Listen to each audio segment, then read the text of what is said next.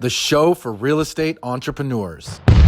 When you're playing the development game and the buy and hold game, really, it's be in the path of progress, be in an area that, be in front of the growth. Yep. And do you have any tips on doing that in terms of, obviously, like you said, in Colorado, it's a lot easier because they can't really go in very many directions because of the mountains. Yep. But what tips do you have for finding a property in the path of progress? I'm so glad you asked this question, because this is something I think about all the time, because how do I duplicate that or find these opportunities again? So when I went down to meet the guy, Rich is his name, that I keep telling you about, he shows me this market. I'd never been down there before, right? I'm living in Colorado Springs. I know people in Denver, but I'd never gone south. And an infill lot here in the Springs is 100K plus if it's in at all a decent area.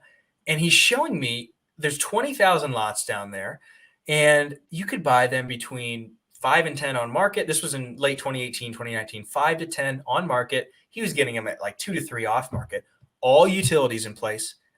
All the entitlements done, shovel ready. That's crazy. Now, this market had the word Pueblo attached to it, and Pueblo, the city, was a lot like Cleveland or Toledo, a lot of cities back east that were thriving 100 years ago, but then kind of failed as industry started to fail and jobs went elsewhere. So it had a bad reputation because Pueblo West had the name Pueblo attached to it. But Pueblo West was a development done in the 70s, completely separate from Pueblo, just had the name by the same guy who did Lake Havasu in Arizona, for anyone who's familiar with that. And so here you have this failed subdivision, commutable to Colorado Springs, commutable to Fort Carson, the huge military base, and a lot of the other companies that people work on the south end, and land is dirt cheap.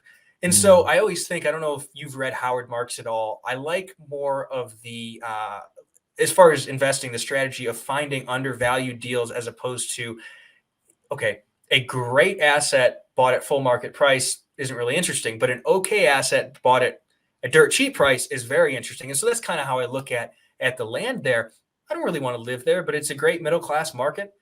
Golf course, reservoir, 50 and sunny in the winter, not so bad. And so a lot of people do want to live there. So in other states, I would say, okay, where's the path of progress? So I have a friend in Texas, and he was asking me this. And I said, I pulled up the map, and I see Austin and Dallas, and I think, well, what's going on along those highways between there, right? So how are cities growing? Where is the connector between the major cities in your state? Where are the new big companies going? If there's someone moving there, are there big bases, military bases? It varies from place to place, but paying attention to that, and then also just paying attention to what has been ignored but still has value for your average, again, if we're talking real estate and homes, for your average middle-class person. Because right now, again, retiring baby boomers and millennials are our two biggest demographics.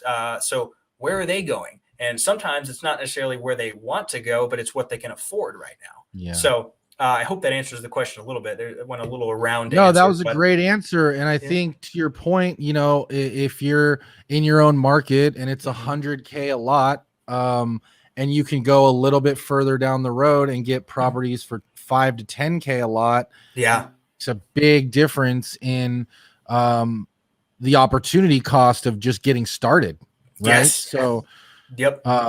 And then the idea there is, as the growth comes towards that, outskirts area, that the values will go up much faster than in the market that you're currently in. So you're buying at a cheaper price, and you have the opportunity to down the road sell for a higher price. Yep. And to be clear, the fundamentals were there, and I don't have buy and holds down there. I'm working on it, but the fundamentals were there. Even when it was cheaper and there was less people down there, you could still very profitably build a house.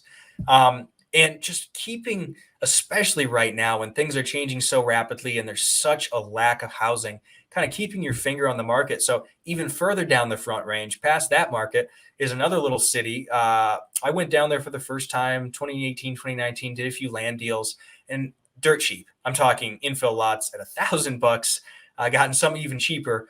And it was right at the end of 2020. I got a lot on the golf course down there for $1,000. And at that point, I'd just been flipping them. I could sell that for 8 to 10 on a note. Well, I drive down there because I hadn't been down there in a while. And all of a sudden, this hadn't been the case 6 months earlier. There's houses popping up everywhere. People are building. So I call some of the builders. I chat with them, and they're all pre-sold, every one of them. They're selling at the same price per square foot as up north. And you have $1,000 lot cost and cheaper tap fee. It was crazy. So that house, build a house on that closes this month to sell, build another one down there. 2 years ago might not have made sense. I was just flipping land. Now it makes sense to build houses down there. I wouldn't do it at scale, but a few onesie twosies where there's a huge spread, absolutely. So just paying attention to what's going on, so anyways, yeah. No, that's good stuff. Is there anything else when you're kind of evaluating path to progress, in terms of jobs in the market, any other factors, income levels, demographic data, anything else that you're looking at? Or is it strictly just numbers? Yeah, to be honest, I haven't nailed down anything in that regard, and perhaps I should, but when you start to see Dollar General pop up, if it's a really rural area, or a Starbucks, and those big corporations do have their numbers down to a science, which is why they're so successful. That tends to be a very, very good sign.